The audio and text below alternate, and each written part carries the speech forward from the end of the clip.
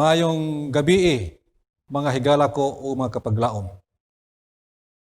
Anya nasab kita nining ikaduhang gabi sa atong series nga sermon nga ginahimo dinhi sa Northeastern Mindanao Mission.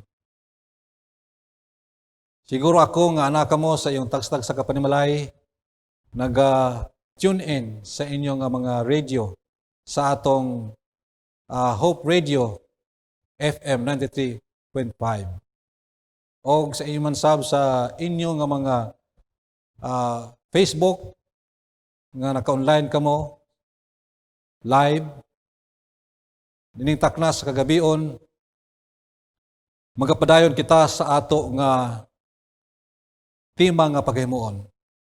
Ug ako nang hinaot pinaagi sa giya sa Balang Espiritu kamo paminaw sa atong mensahe ug ayaw kalimti mga higala ko magkapaglaom aron kamo makahimo sa pag-share nining mao mensahe. Pislita lang sa inyong cellphone ang i-likes o i-share ninyo kining mao nato nga mensahe matagabi. Sa dili pa kita magasugod sa ato nga wali ning taknas kagabion atong pangayuon sa Ginoo ang giya sa Balang Espiritu nga kita lamdagan sa matagabi nato nga pagpaminaw nining mao nato nga wali. Magamputa.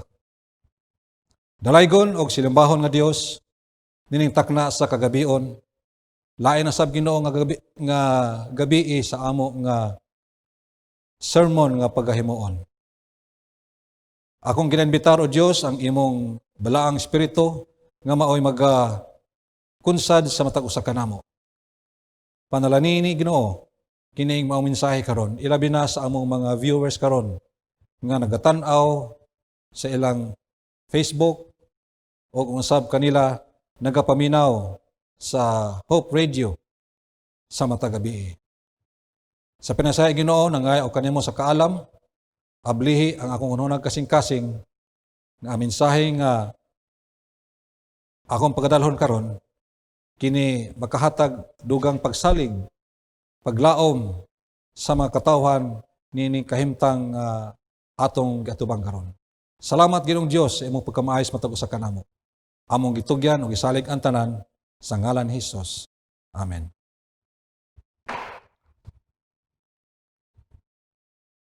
Kagabi mga higala ko makapaglaom atong natun-an ang ato nga unang topiko nga naguluhan, I will go to my family. Karong nga gabi ato nasab tun-an ang ato nga pagtuon naguluhan kini og I will go to my neighbors.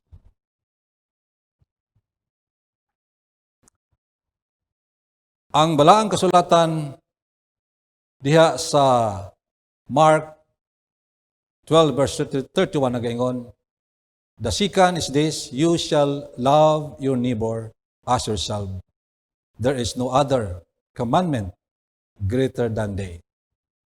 Atong mahinumduman mga higala ko makapaglaom nga during the Judean ministry ni Jesus Christ, iyang na-encounter ang usa ka lawyer o kining teacher of Torah.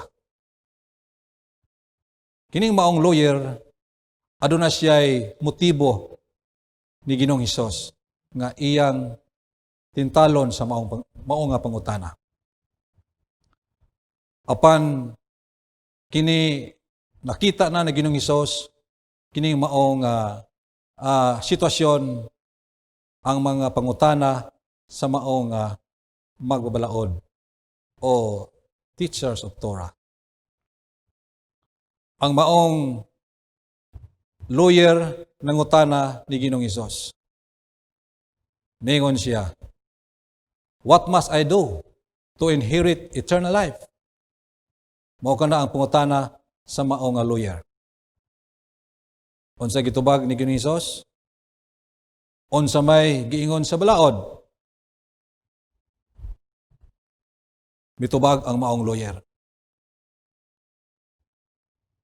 Higugmaa ang Dios sa tibuok mong kinabuhi o higugmaa ang imong silingan. Mingon si Ginoong Hesus nga maayo nga pagkatuwag. Apan sa diha nga mihisgot si Ginoong Hesus sa maong nga parabulo about the Good Samaritan. Iya kining girace nga parabulo tungod kay iyang gisuta ang maong Jewish teacher. Kung nakita ni Ginoong Hesus sa panagway sa maong magtutudlo nga daw wala siya kaangay sa maong parabulo tungod kay kung atong tun-an kini di ay Jewish people, dili kini sila magkauyon sa mga Samaritanon. Tungod kay sa ilang pagtanaw, ang Samaritan o Samaritanhon outcast sa sosyedad. Dili gid sila magkauyon. So, ang maong magtutudlo o teachers nangutana pag-usab ni Ginoong Hesus. Who is my neighbor? O si Ginoong Hesus maingon, ang imong silingan dili kanang imong nakauban kanunay diha sa sulod sa simbahan.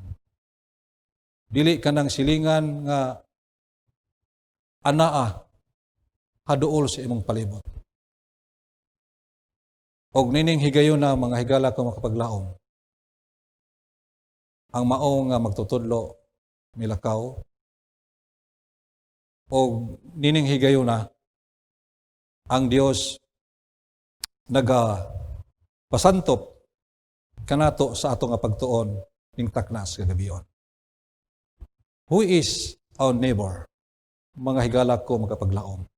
Mo kana atong tun-an padayon sa ato nga pagtuon nining takna sa kagabion. Ang Adventist Home, page 37, nagaingon, the first work of Christians is to be united in the family. Then the work is to extend to their neighbors, nigh and afar off. Those who have received light are to let the light shine for in clear rays. Their words, fragrant with the love of Christ, are to be a savor of life unto life. Pagkanindot kayo sa sinultihan, nga pasantop ka nato ni Ellen White. Who is my neighbor? Mga higala ko, mga kapaglaom. Our neighbor is every person who needs our help. Ang atong silingan, mao ang matagtao nga nangihinahanglan sa atong tabang. Our neighbor is every soul who is wounded and bruised by the adversary.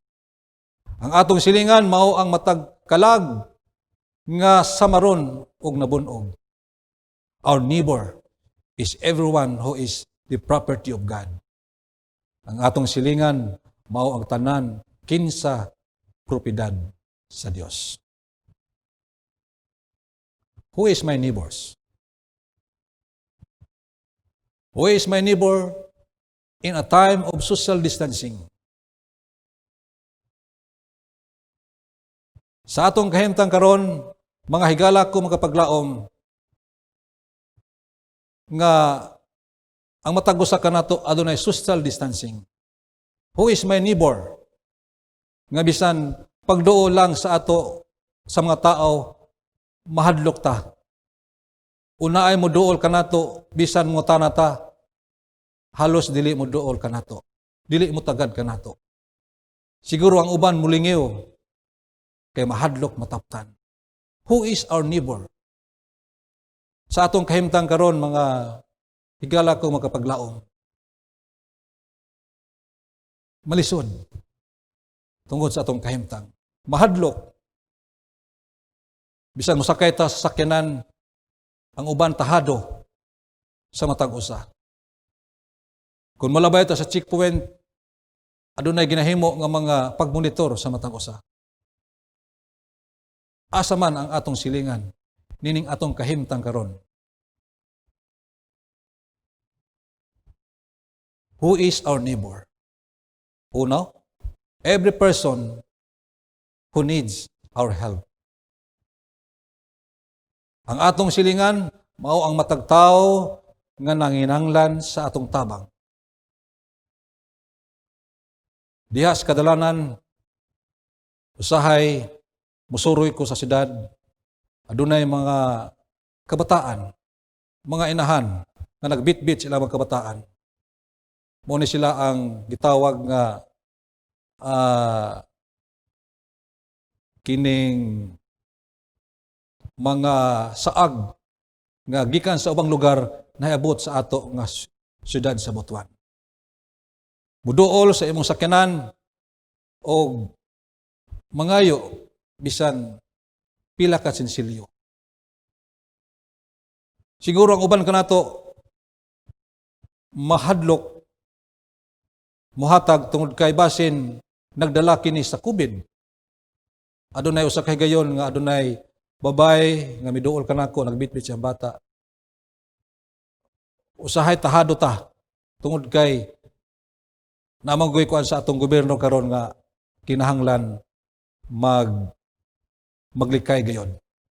Pero sa maong sitwasyon mga higala ko magapaglaom. Aduna ko'y sensilyo sakyanan ug ako gyung gihinahinay pag-abli akong sakyanan ug gidunol nako ang maong sensilyo. Bisag ing ana nga kahimtang tahado pagyapon ta magisunan. Muna nga asa man ang atong silingan. O who is our neighbor? Nining kahimtang nato karon sa pandemya. Ang Balaang Kasulatan nagatambag kanato. Teach me thy way, O Lord. I will walk in thy truth. Unite my heart to fear thy name. O Ginoo, tudloy ako sa buot mong ipabuhat kanako ug tumanon ko gayod ang imong mga sugo. Bug-usa ang akong kasing-kasing sa pag-alagad kanimo. How to unite in the family, mga higala ko makapaglaom. By walking in the truth and unite our heart to fear thy name. Dili kita makahimo sa pagduol sa atong mga silingan, sa pagtabang sa atong mga nanginahanglan sa atong tabang tungod kay wala ta ma-unite diha sulod sa panimalay. Muna nga ang Balaang Kasulatan, tambag ni Salmista David, teach me thy way, O Lord. I will walk in thy truth. Unite my heart to fear thy name. Usa ka man nagtiayon, nagiaway sulod sa panimalay tungod kay mao gitong ilang sudan nga giluto. Niabot ang usa ka kining makalilimos ilang balay. Nangayog pagkaon. Gihatag sa maong asawa ang maong nabilin lang pagkaon. Pag-abot sa maong bana nga gigutom, nangita sa pagkaon nga giluto. Nya wa man ka Wa may gidalit ang mga usawa kay tuwa lagi gihatag na sa maong makalimos. Dayon na og singhag banghag ang maong bana tungod kay wala na diha ang sudan nga giluto siyang asawa. Asa man diha mo kay sunan ang pag-unite diha sa pamilya. Asa man diha ang panagiusa sa pamilya aron sa pagtabang sa nanginahanglan ilabi na sa ato palibot ug sa mga tao nga nanginahanglan sa atong tabang. Ikaduha sa ato nga pagtuon karon, who is our neighbor? Every soul who is wounded and bruised by the adversary. Our neighbor is every soul who is wounded and bruised by adversary. Ang atong silingan mao ang matag kalag nga samaran ug nabunog. Ang mga tao karon, mga higala ko makigsuunan, samaran. Nganong samaran? Tungod kay sakit ang ilang kasing-kasing tungod sa atong kahimtang karon. Imbis unta nga hapit na masulbad ang mao nato nga problema nining maong pandemya. Apan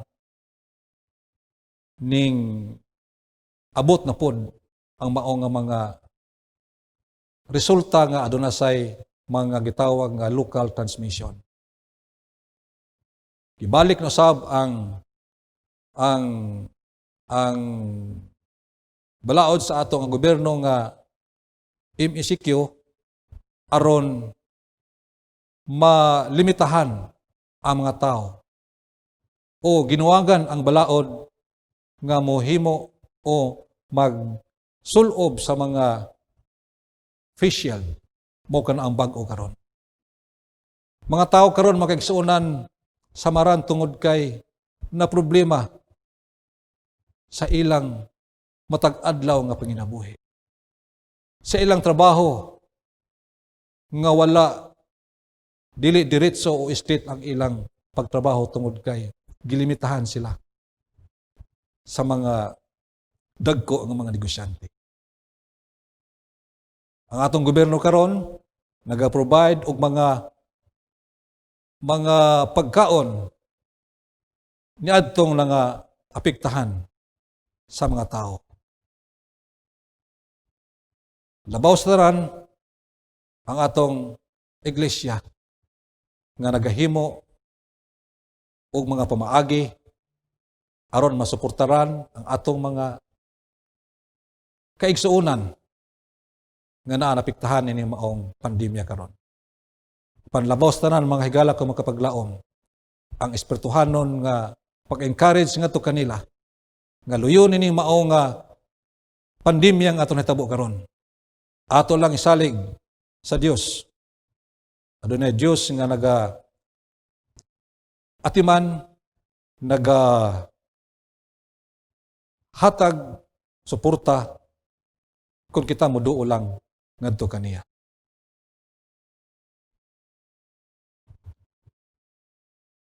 Ang walaang kasulatan nagapadasig kanato diha sa Matthew 5 verse 16, "Let your light so shine before men, that they may see your good works and glorify your Father which is in heaven."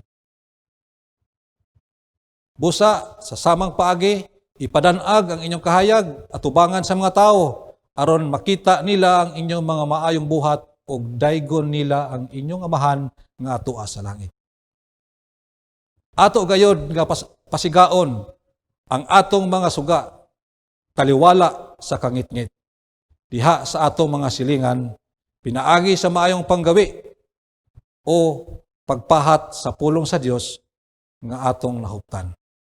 Adunay usa ka silingan ang atong igsoon nga Adventista, nagkasilingan siya og medyo isog-isog. Sa diha nga ang maong binuhi nga manok, sige ni siya og panuktok sa lain nga panimalay. og didto kining manok nakaadto sa silingan. Pipila kay gayon nga nihimo kining maong manok sa pag-adto sa lain nga balay. Siguro ang maong silingan nairita na siguro kay ang ilang mga tanom gipangao naman kumuha og sundang ang maong tagbalay og giitsa ang manok nga wala nay ulo didto ra pod sa tag-iya sa maong balay sa Adventist. Nakita sa mong asawa nga ang maong niyang manok wala nay ulo, mi sulti sa siyang amahan nga, "Dong, ang imong manok wala nay ulo." Pero ang reaksyon sa maong bana, wala lagi siya. Hinoon ingon sa siyang asawa, pagkuha day og kaldero, pag-init og tubig, himulbuli na, dayon tadtara og itak-ang. Then ang maong bana, nagkuha siya og lubi para iyang gat-an ang maong manok nga giputlan sa ulo sa iyang silingan.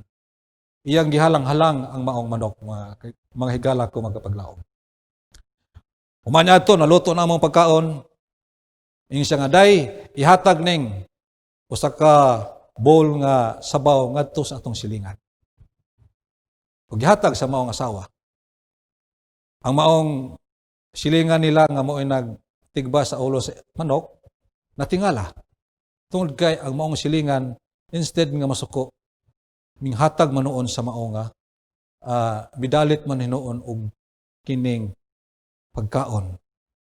Sabaw pagyod nga halang-halang nga giluto sa maong bana. Nakita sa maong panag-asawa nga pagkaanindot sa kinaiya sa maong Adventista.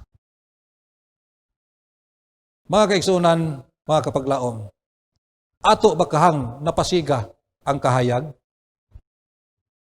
sa atong mga silingan?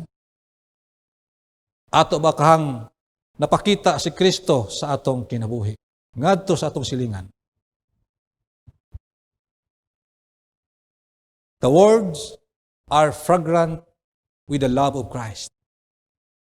Ang pulong, mga limyon o humot uban sa gugma ni Kristo.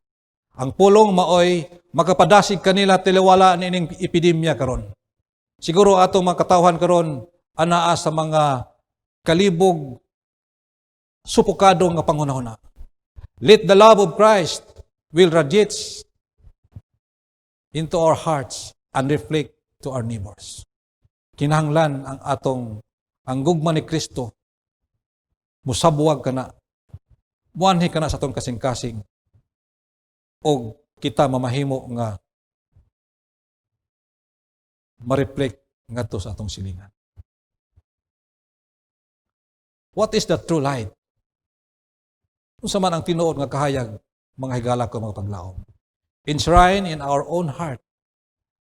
Nahipatik diha sa sulod sa imong kasing-kasing.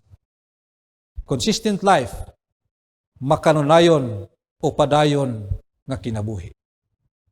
Holy conversation, balaanon nga pag-inistoryahanay. Usahay ang atong mga pulong adunay naniid. Kinahanglan ang atong mga pulong balaanong panag-istoryahanay. Then, aktibo. Benevolent spirit, pagkamanggiluluyon nga espiritu. Kung adunay silingan nato nga naghimalatyon, ato dalion, atong tabangan, unsay atong mahimo ngadto kanila.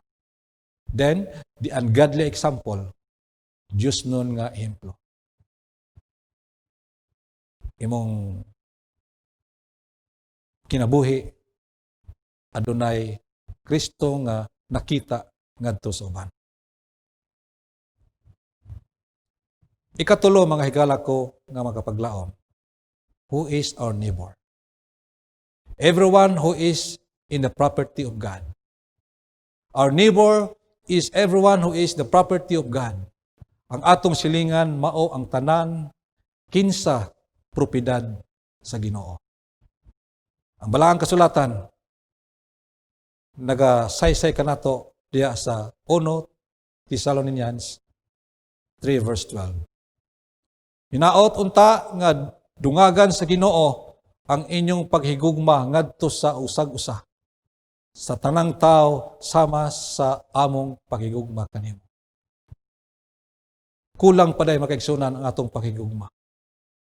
Kay padungagan man sa Ginoo ang atong paghigugma. Sa tanang tao sama sa akong paghigugma kaninyo. Ang mga kalag sa mga nahigugma kang Hesus paggalibutan sa usa ka putli, mahumot nga palibot. Adunay mga nagtago sa ubang kalag nga gigutom. Dako kini nga matabang sa usag-usa. Malumo nga pulong o usa ka matang nga mahinumdom. Ang langit nun nga mga regalo nga libre og buhong nga gihatag sa Dios sa baylo mahimong libre nga ihatag sa tanan nga moabot sa sulod sa atong influensya. Ingon niini gipadayag nato ang usa ka gugma nga natawo sa langit ug diin madugang tungod kay libre nga gigamit kini sa pagpanalangin sa uban. Sa ingon niini ginahimaya nato ang Dios. Kamo ang asin sa katawhan. Kung ang asin kawad-an sa iyang kaparat, unsaon pa man pagbalik sa kaparat niini, kini wala nay kapuslanan ug angay na lamang ilabay unya tunub-tunuban sa mga ero. Matthew 5 versikulo 13. Unsa may flavor ni Ginoong Hesus? Nganong gipili mo ni Ginoong Hesus ang reflection sa Matthew 5 verse 13 nga mao ang the salt of the earth. Ang asin mao ang gitawag nga preserving, no? Mao kini ang leksyon gikan sa asin. Bisan wala nahibal-an sa mga dautan, utang nila bisan ang mga panalangin kini nga kinabuhi sa presensya, sa kalibutan, sa katawhan, sa Dios nga ilang gitamay o gidawdaog. Apan kon ang mga Kristiyano anaa sa ngalan ra, sama sila sa asin nga nawad-an sa kalami. Wala sila influensya alang sa kaayuhan sa kalibutan. Pinaagi sa ilang sayop nga representasyon sa Dios, sila labi kadautan kaysa dili magtotoo. Mao kana ang gisulat diya sa Desire of Ages 306.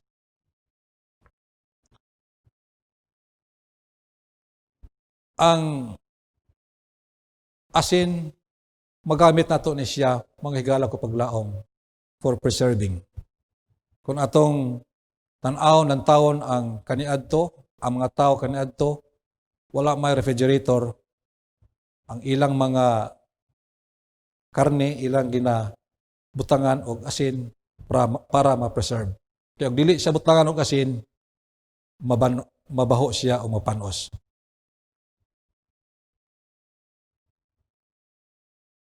First Timothy chapter 4 verse 12 to 16 nagkapasantop kanato sa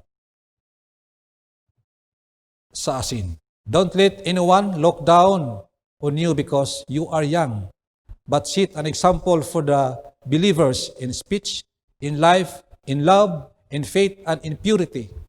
Watch your life and doctrine closely.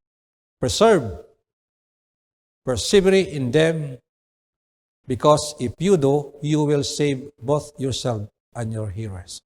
Kinahanglan, mga higala ko makakulaom, nga walay mga tao nga mupaubos ka nato. Muhimo kita og ehemplo ngadto kanila.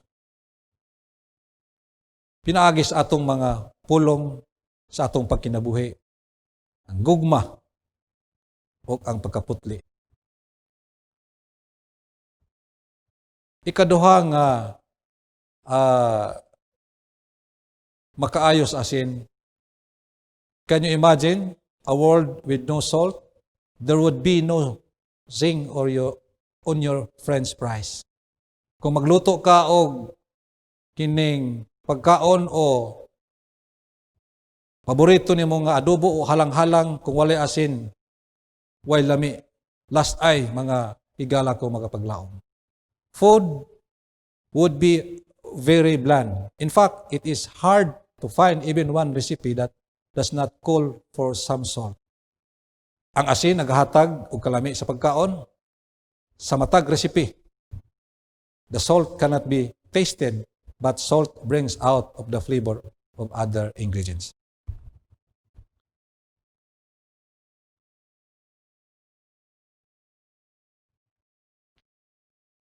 Sunod, ang asin gitawag kini og useless. Why would Jesus mention salt that has no taste? This seems very strange to us because most of us have never seen tasteless salt.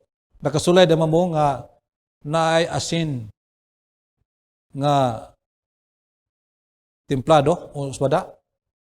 The salt from around the Dead Sea was often mixed with other substances. Kung ang Dead Sea, gitawag mo na siya nga parat, apan kung masagulan na siya nga other substance, ang maon niya nga o lain nga mga chemicals, ang iyang pagkaparato, mawala na.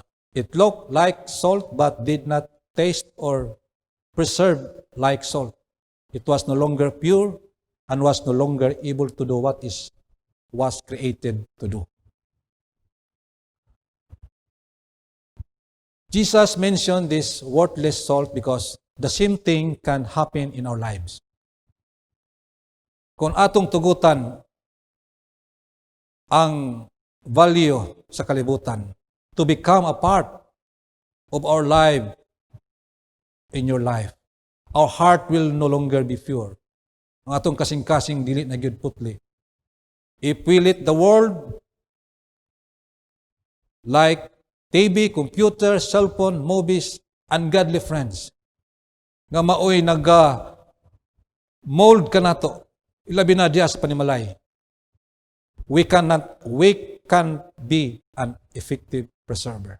Dili kita epektibo nga preserver mga higala ko makapaglaom ngadto sa kalibutan. And we will not be able to impact others in a godly way. Dili kita mahimo epektibo nga makapakita kita og Dios nun nga mga panggawi ngadto sa atong silingan. Ayaw pagpuyo sa labi kadaghang kinabuhi sa kalibutan, himua nga ang imong paagi sa panghunahuna nga hingpit nga nabag-o, unya masulayan nimo kung unsa ang gusto sa Dios alang kanimo, ug musugot ka nga husto ang gusto niya, ang iyang plano maoy makalipay og hingpit. Ang asin iyang gihulagway sa usa ka giuhaw o thirsty. Kana bitaw magkaon ka og sobra ka parat. Mangita madayon ka og imong mainom. Because salty food makes you thirsty. Ang mga pagkaon nga parat, like junk food, bation ka og uhaw. The more salt you eat, the more thirsty you'll be. Salt makes your body crave water. Mangita gyud imong lawas, uhawon gi ka tungod sa pagkaon nga parat. Jesus answered, all who drink this water will be thirsty again. But anyone who drinks the water I give him will never be thirsty. In fact, the water I give him will become a spring of water in him.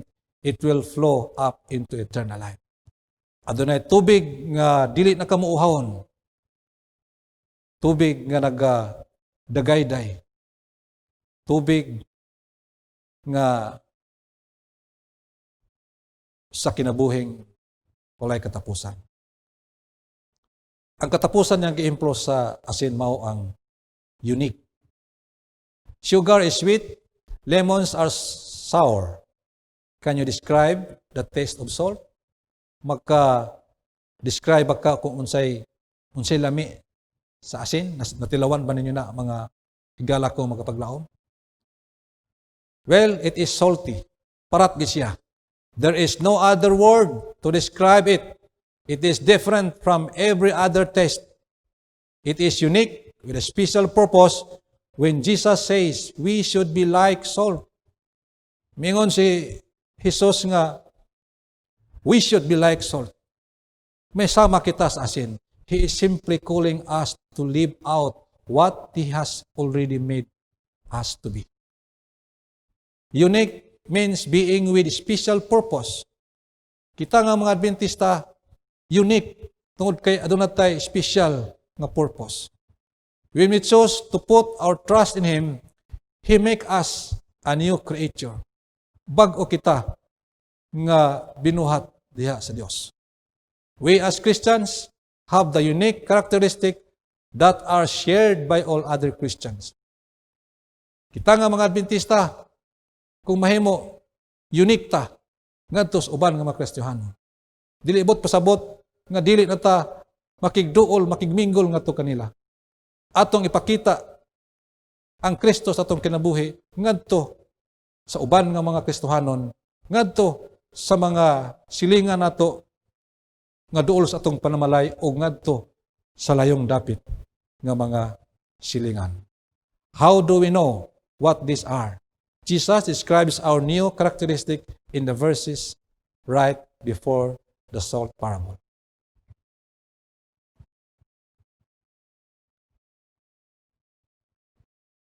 Ye are the salt of the earth, Jesus said. Do not withdraw yourselves from the world in order to escape persecution. You are to abide among men, that the savor of the divine love may be as salt to preserve the world from corruption. Desire of Ages, page 306. Gitambagan kita, mga kaigsunan, ikaw ug ako, asin sa kalibutan. Ayaw pagbiya sa kalibutan. Ayaw pagbiya sa syudad nga imong ginapuy-an. Kay mobiya ka, kay mahadlok na ka, kay unsay metabo sa kalibutan. No. Ipakita ang imong pagkasin sa dapit nga din ikaw nagapuyo. Ayaw likay ang mga persecution nga umalabot. You are to abide among men. Imo silang ubanan sa kahayag, that the savor of the divine love may be as salt to preserve the world from corruption. Makatabang kanila mga higala makapaglaom. Ilabi na ni atong sitwasyon karon. This is what Jesus is calling us to in the Sermon of the Mount, to be salt, to be an attractive presence that draws people to us and then wins beyond us to the coming King. Mo kana ang pagkanindot mga gisunan. Nakita mahimong attractive ngadto sa mga katawhan. Nga diin mo'y handom sa Ginoo sa iyang kadang pagbalik. Ang tanan nga mga tao nga nagasalig, nagatuo ngadto kaniya. Mahiuban niya anang kaduhang nga pagbalik. Sa katapusan, mga kaigsunan, mungutan ako, who is my neighbor? Who is your neighbor? Our neighbor is every person who needs our help. Ang atong silingan mao ang matag tao nga nanginahanglan sa atong tabang. Who is our neighbor? Our neighbor is every soul who is wounded and bruised by the adversary. Ang atong silingan mao ang matag kalag nga samaran og nabunog. Who is our neighbor? Our neighbor is everyone who is the property of God. Ang atong silingan mao ang tanan kinsa propiedad sa Dios.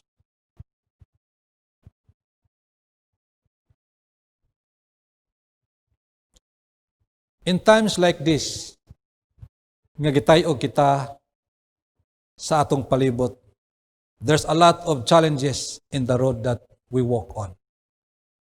Moingon kita nga, I will go to my neighbor.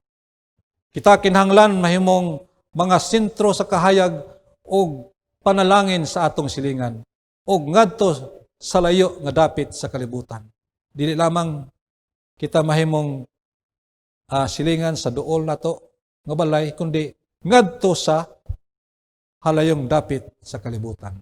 Wala kita bisan unsa sa atong kaugalingon apan ang kahayag sa iyang gugma nagadanag kanato. Og ipakita nato ang kahayag sa atong silingan bisan sa atong labing dautan nga adlaw o kalipay nga adlaw kinabuhi siya na higugma kanato.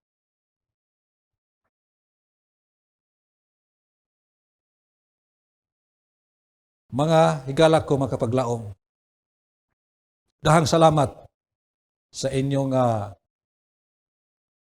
pagsunod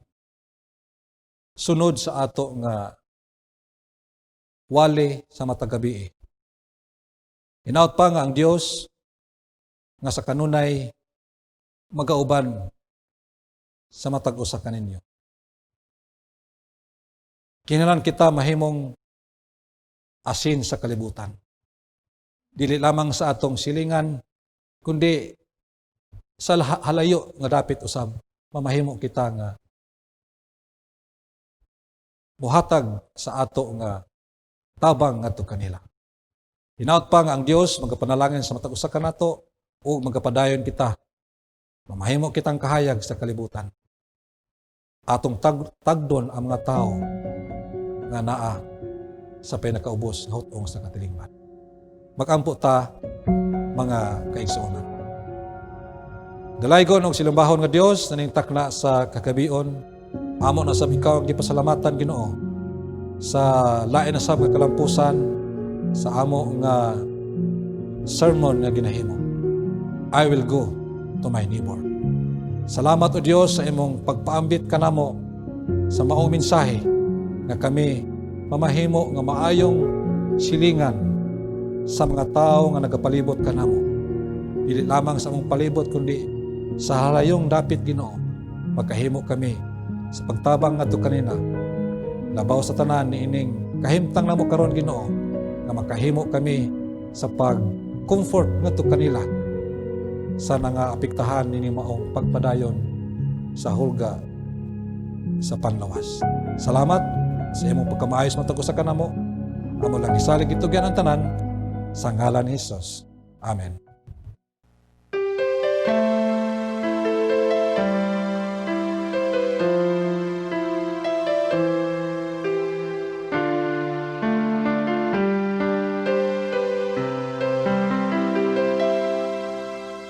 Something in your eyes I see reminds me of what used to be when I was still uncertain of the truth.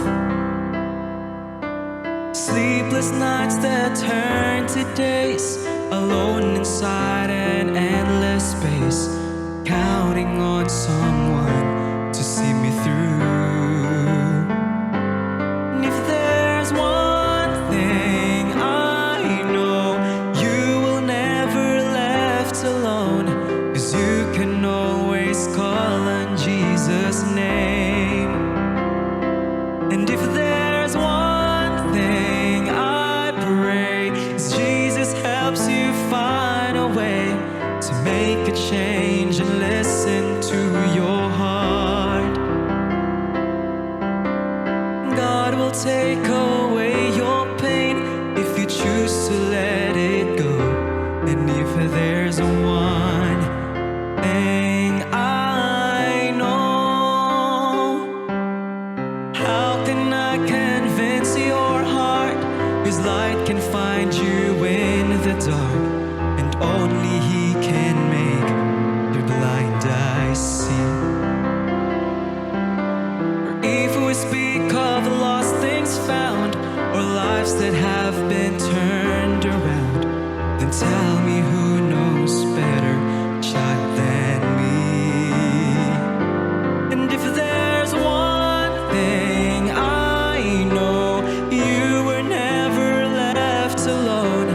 'cause you can always call on Jesus' name.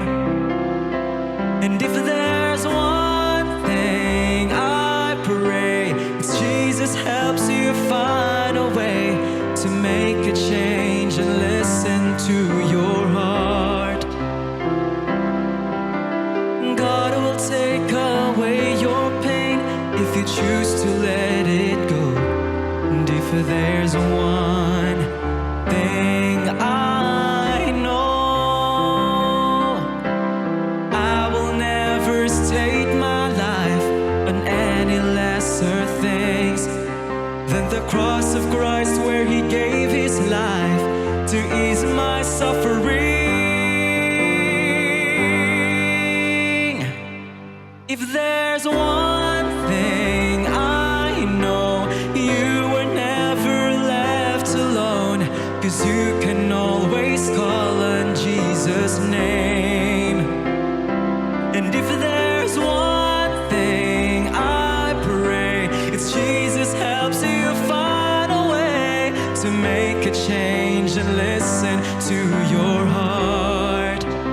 Oh, God will take away your pain if you choose to let it go. And if there's one thing I know,